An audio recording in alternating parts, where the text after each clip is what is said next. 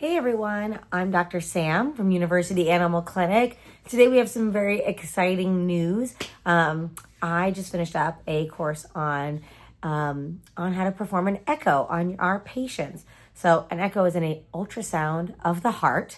So I'm just learning and getting better, but eventually here we will be able to have echo services where we can better evaluate your pet's heart disease. And so what does that mean? How do you know if your pet has heart disease? So for a lot of our canine and feline patients, there may be no symptoms of heart disease or even a heart murmur.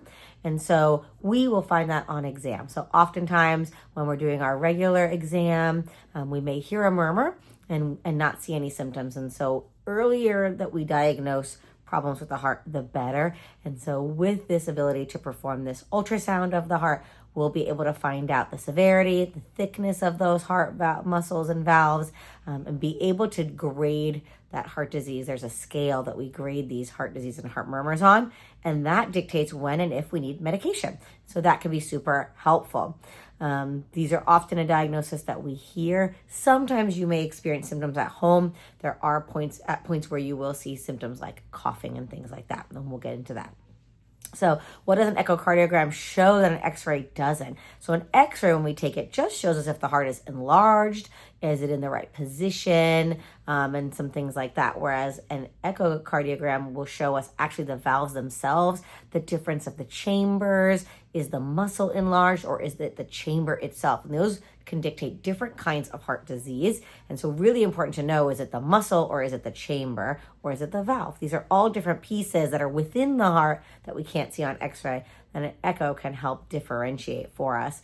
We can also, in our cats that sometimes get those saddle thrombus, which can be really sad, so blood clots that get stuck, sometimes we can catch those earlier by finding those blood clots within the heart before they spread, and then we give medication that can dissolve them. So these are all great tools that we now have at our disposal, which is amazing. Prognosis for patients with heart disease is another big question that I get asked a lot, and it just depends on how soon we find out, that we start medications at the appropriate time, because it doesn't do much to start medications if they don't have signs of heart disease and damage to the heart. But once we see those, when we grade that heart with that echo, that when we start medication at the appropriate time, it can drastically prolong the lifespan of pets that have heart disease, which is great. What's a board certified cardiologist?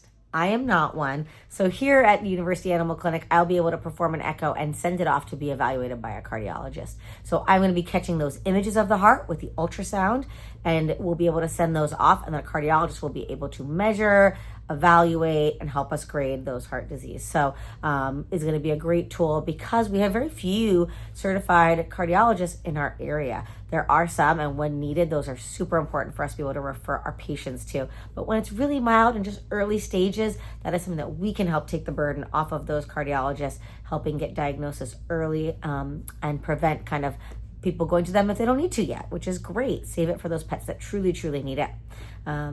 And so when that is necessary, we will, of course, refer you to the cardiologist for further workup and care, because there is some more that can be done as well than just that echo. And so these are all great things that we can do here. We will ask our pets to get a little bit of sedation before at home, but they shouldn't need too much sedation here, which is great. And then the other thing I get asked is about shaving. Just depends on the hair coat of the pet. Longer haired pets, of course, we're going to ask that they be shaved because we can get better contact of the ultrasound probe to the skin with that ultrasound jelly if there's no hair there. And so we can always discuss that when we recommend it. If you have questions about echo, heart disease, all of that, let us know. You can post that in the comments here on YouTube, and I will be happy to answer them.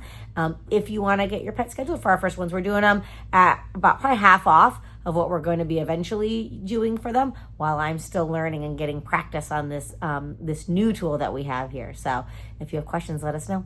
Thanks.